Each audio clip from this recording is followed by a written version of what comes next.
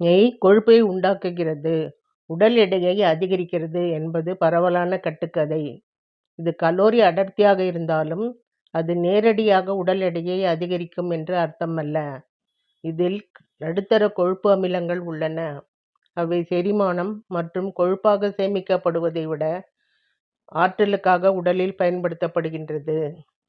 இது ஆரோக்கியமான வளர்சிதை மாற்றத்தை ஆதரிக்கவும், ஆரோக்கியமான எடையை பராமரிக்கவும் உதவுகிறது.